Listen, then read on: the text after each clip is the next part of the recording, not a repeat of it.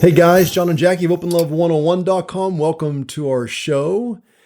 Today we are going to be talking about setting boundaries, except from the positive side, because so many times people say things like, okay, I don't like doing this. I'm not comfortable with doing this. I'm not putting this on my list ever. You're not doing this. Yeah, it's kind of like so much negativity. Today we're going to talk about how to do it in a positive way. But first, go to OpenLove101.com, sign up for our email list. We'll notify you of upcoming videos and articles and other things that we have going on. Check out our social media and be sure and check out OpenLove 101 Plus, and then you can get what's happening right here, right now, a behind the scenes look at our podcast. So We're going to start with Jackie. She's going to tell us about how to develop positive boundaries. Okay. So like John said, so often when we talk about boundaries, it's more about how do we fence something in. So we think of restriction, or we think of a list of don'ts. And we forget sometimes that when we're talking about boundaries, basically what we're saying is this is what I'm comfortable with. So if this is what we're comfortable with, maybe that's what we should be leading with. Mm-hmm. What are we comfortable with? Like, Let's write all of the things that we do want to have happen. You know, everything is built on energy, and it doesn't make any difference if that energy is positive or if that energy is negative. So if you start out with negative energy, you're just going to continue to build that. And if we're talking about boundaries and we're talking about doing that in a partnership, it's going to be really difficult to have positive feelings around a situation that's built through a list of negatives. Mm-hmm. So what we want you to do, while boundaries are important, it is important for our partners to know what we're not comfortable with, but it's also important for our partners to know what we are comfortable with. And I think sometimes we forget to shine a light on our comfort levels in order to put the relationship on a good energy level, so that then we can be empathetic to our partner's comfort level. We can be empathetic to our own comfort level. We can be more loving in those situations if we come up against something, and we can be protective of each other in those situations. I mean, I have seen situations where a couple is playing and one or the other is barking out orders of what they're not supposed to be doing. I mean, and the entire energy in that room gets sucked out as a result of that. So what am I talking about when I say list positives? It's like, or what I'm comfortable with.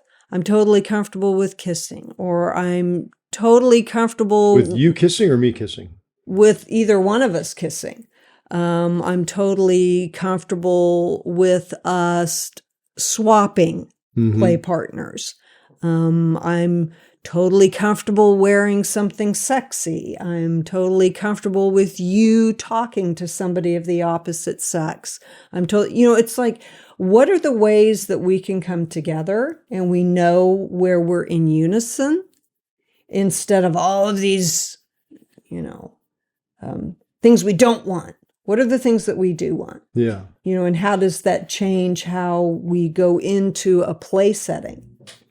I think another way for you guys to maybe approach setting boundaries is by just like what Jackie was sharing, except for me, I'm going to write down or tell Jackie a list of things that I would love to see her do. So the things that really... Oh, that's fun. That'd be a fun way to do it too. Get me excited, or I'm curious about, or I'd like to see what it's like if she kisses someone else, those kind of things. And so I list those or share those with her in a conversation. And then she does the same for me. These are things I'd like to see you do in the play situation. Yeah. And now we have really started establishing boundaries based on the things that we're okay with without having to get into the things that we're uncomfortable with at that point, the things we have fear of. And then also by establishing those boundaries, we might see in this positive boundary list that I'm okay with seeing her kiss somebody, but that may not be on her list about me. But it doesn't have to come out in that way. It doesn't have to come out as, well, I'm not okay with you kissing somebody, because it doesn't have to get brought up in this list. I love that. That it's a great way to, not like giving permission, but saying what you want for your partner. Yes. So it's like a sign of compersion as well. Yes. Which is, having love for or excitement for what your partner's doing and getting to exchange it. And how great is that? You don't have to wonder about what your partner's going to be okay with, because your partner's just told you. Yes. I don't know why we haven't talked about this before, because it just seems like a great way to start establishing the boundaries in a positive sense. Yes. Yes. And then from there, if you end up playing and something happens, you do something that I feel makes me uncomfortable, then we encourage you guys to have that after play talk where that's where you share those things. I really enjoyed seeing you do this. I enjoyed seeing you do that. But this thing here, I got a little uncomfortable in my stomach, it made me feel queasy. Yeah. And then, that one, that's like, we're not going to try that anymore for now. Yeah. Maybe down the road, we'll look at that again. Well, and it also gives you, I hope I haven't interrupted, but it also gives you an opportunity to see from yourself the comfort level you have for your partner. Because if you're sitting together and your partner's like, oh, I can't wait to see you do this and this and this and this and this and this and this, and you go, I am so comfortable seeing you do this. Like, that's it. It's like, oh, okay.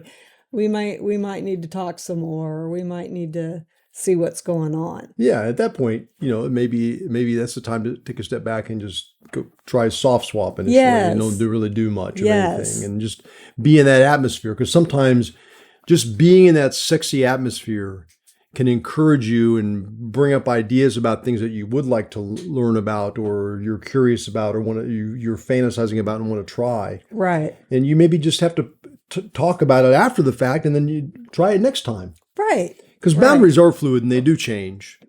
And the things that you enjoy initially, you may find you don't enjoy down the road, because we have some of those as well. So it really is a matter of talking about it every single time until you get comfortable and more comfortable with being more open. I'm excited to go home and write out a list of stuff that I'm comfortable not that I'm comfortable with you doing, but things I want to see you do. I like how you phrased that. Okay, good. Right? Yeah. I mean, that puts a whole different, it gives a completely different experience if your partner says, I'm excited to see you do this. Mm-hmm. Huh. I like that. Well, stay tuned. Maybe we'll share some more with you down the road about what comes out of this conversation. We hope you guys got something out of it. Once again, sign up to our email list at openlove101.com. Subscribe to our YouTube channel. Join Open Love 101 Plus, and get out there and have a good time in the lifestyle. See ya. See you guys.